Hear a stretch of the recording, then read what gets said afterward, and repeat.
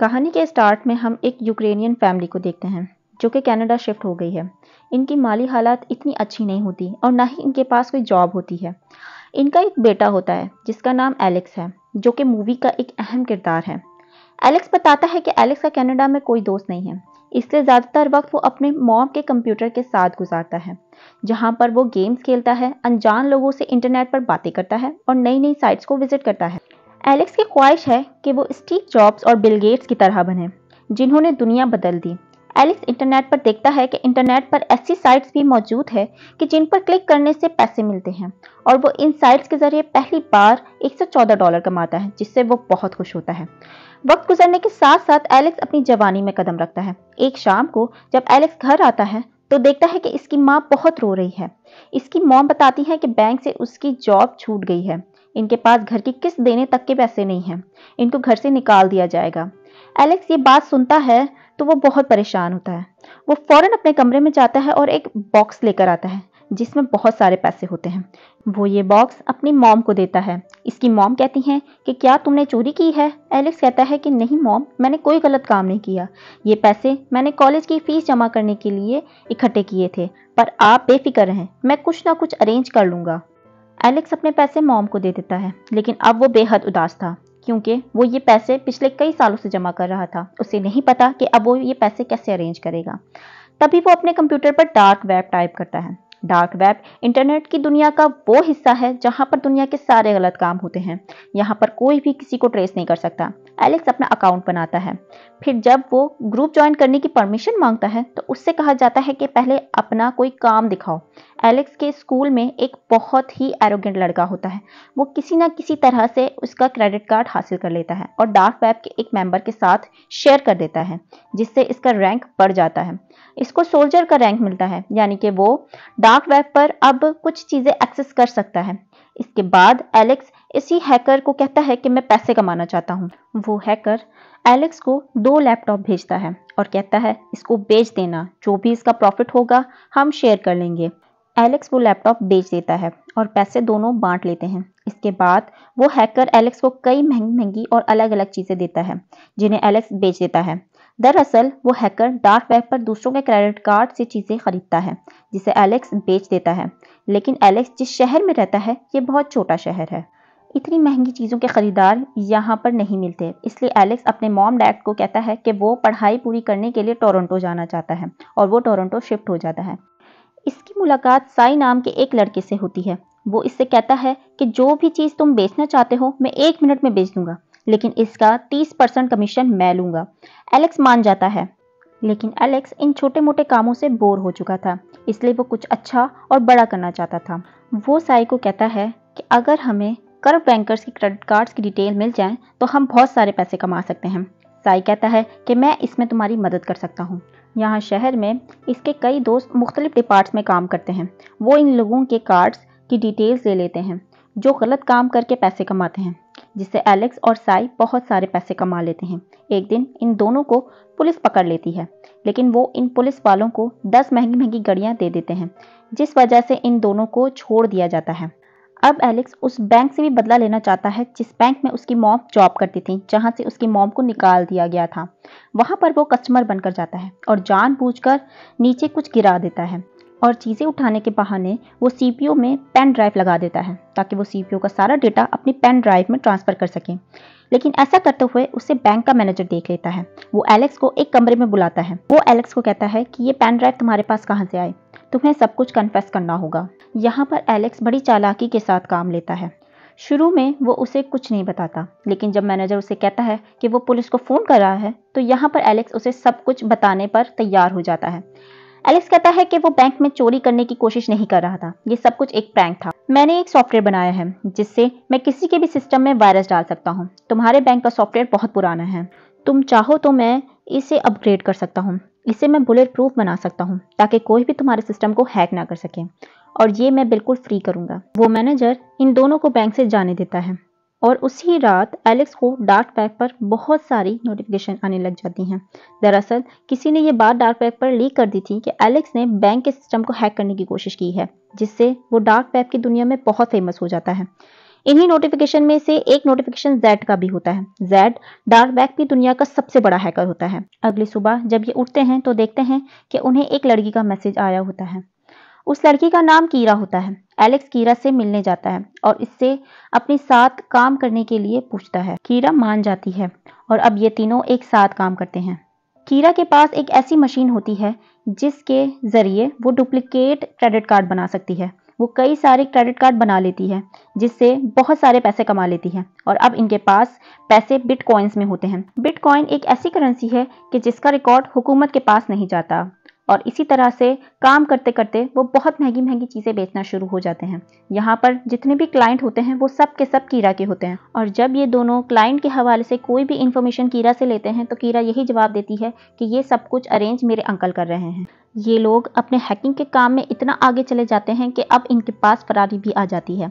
कीरा ही इस फरारी की डील करती है और अब साई को इस पर शक होना शुरू हो जाता है।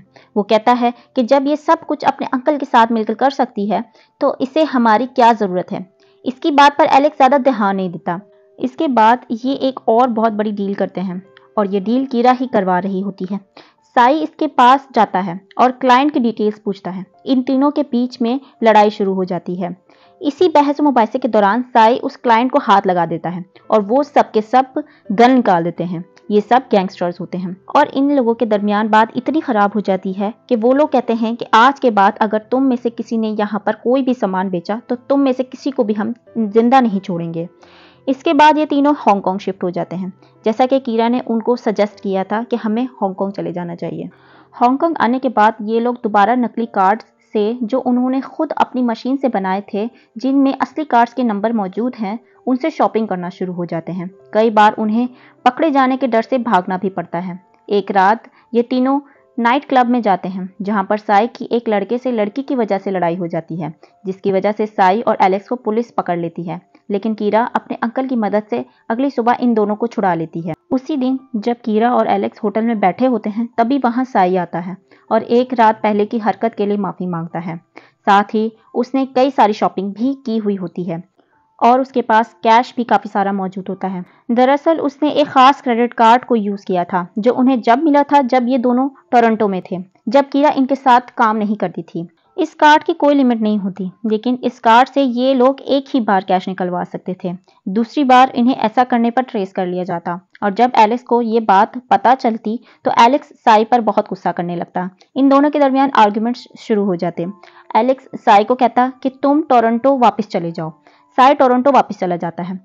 अब यहाँ पर कीरा और एलेक्स रह जाते हैं। ये दोनों हांगकांग के तकरीबन सभी एटीएम से अपनी उन तमाम नकली कार्ड्स के जरिए लगभग 2.3 मिलियन चुरा लेते हैं। न्यूज़ पर बताया जाता है कि हांगकांग में 2.3 मिलियन डॉलर्स की चोरी हुई है। किसी को नहीं मालूम कि ये किसने किया है लेकिन जेड नाम का हैकर जो कि डार्क वेब को कंट्रोल करता है इसने इसकी जिम्मेदारी ली है। वहीं कीरा इस बात का फैसला करती है कि वो अब इस काम को ज़्यादा नहीं करेगी। इसके पास बहुत सारे डॉलर्स हैं, वो आराम की ज़िंदगी गुजार सकती है। पर एलेक्स अब भी इस काम को कंटिन्यू रखना चाहता था और जब ये इस बात पर बहस कर रहे होते हैं तो उसी वक्त उन्हें जेड का मैसेज आता है जो कि इन दोनों को एटीएम वाले काम के लिए शाबाशी दे रहा था। एलेक्स कहता है कि मैं तुमसे मिलना चाहता हूँ। जेड कहता है कि ये इम्पॉसिबल है। एलेक्स कहता है कि एक ऐसी डील है मेरे पास कि जिससे हम बिलियन डॉलर्स कमा सकते हैं। जेड मिलने के लिए तैयार हो जाता है। जब ये जेड से मिलने को जाते हैं तो देखते हैं कि जेड व्हील चेयर पर होता है जिसका चेहरा पूरी तरह से खराब होता है और यही डार्क वेब की दुनिया का सबसे बड़ा हैकर है। वो इन दोनों से कहता है कि मैं तुम दोनों के साथ काम क्यों करूं। एलेक्स इसे कहता है कि मेरे पास एक ऐसा प्लान है जिससे हम बिलियन डॉलर्स कमा सकते हैं। जेड इससे कहता है कि तुमने अगर कोई भी गलती की तो ना सिर्फ तुम्हें बल्कि तुम्हारी फैमिली, तुम्हारे दोस्त, सबको मार दिया जाएगा। एलेक्स अपना प्लान जेड को बता के कीरा के साथ यहाँ से निकल जाता है और जब वो बाहर अपनी गाड़ी में पहुंचते हैं तब साई का कॉल आता है और वो एलेक्स से माफ़ी मांगता है। वो कहता है कि मैं हांगकांग आ चुका हूँ, होटल में तुम्हारा इंतजार कर रहा हूँ। तब अचानक डोर बेल होती है। उसे लगता है कि एलेक्स और कीरा आ गए हैं पर जब वो दरवाज़ा खोलता है तो वहाँ पर वो नहीं बल्कि कोई और होता है।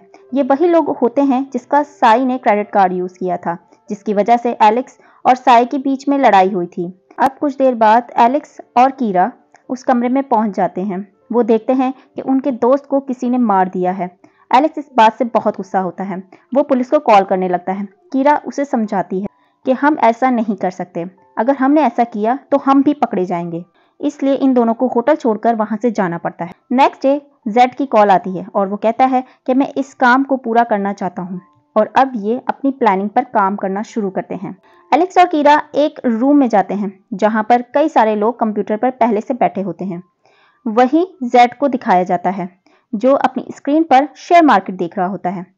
दूसरी जानिब न्यूयॉर्क में फेडरल रिजर्व बैंक के चेयरमैन को दिखाया जाता है जिसकी वजह से पूरी मार्केट आज स्टेबल है। उससे जेड के लोग गोली मार देते हैं। जैसे ही इसको गोली लगती है एलेक्स, कीरा और उनकी पूरी टीम इस खबर को इंटरनेट के जरिए पूरी दुनिया में फैलाने लग जाते हैं। न्यूज चैनल पर भी यही न्यूज चलना शुरू हो जाती है। ये खबर सुनते ही बड़े बड़े शहरों और अमीर तरीन लोग अपने शेयर्स कम दामों में बेचना शुरू हो जाते हैं और इस तरह स्टॉक मार्केट क्रैश हो जाती है और सारे के सारे शेयर जेड खरीद लेता है।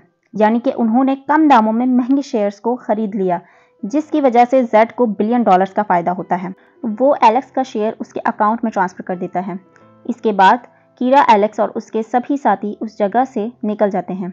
वहीं दूसरी तरफ जंगलों में फेडरल रिजर्व बैंक के चेयरमैन को दिखाया जाता है जहां पर वो अपने दोस्तों के साथ शिकार कर रहा था।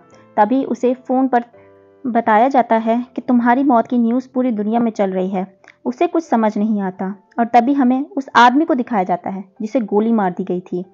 उसको चेयरमैन का बहरूपिया बनाया गया था। दरअसल ये पूरा प्लान एलेक्स का था ताकि इसकी मौत से मार्केट क्रैश हो जाए और ये करोड़ों अरबों कमा लें और ऐसा ही उन्होंने किया होता है। जब एलेक्स और कीरा गाड़ी में बैठे होते हैं तभी दो आदमी आते हैं जो उन दोनों को बेहोश कर देते हैं और जब एलेक्स की आंखें खुलती हैं तो उसका मुंह पूरा ढका हुआ होता है। वो कीरा के बारे में पूछता है लेकिन उसको कोई जवाब नहीं मिलता। वहां पर जो आदमी बैठा होता है उसको कॉल आती है। उससे कहा जाता है कि इसे छोड़ दो। वो आदमी एलेक्स को बेहोशी का इंजेक्शन लगाकर वहां से निकल जाता है। एलेक्स जब होश में आता है तो वो देखता है कि उसका लैपटॉप टूटा हुआ है।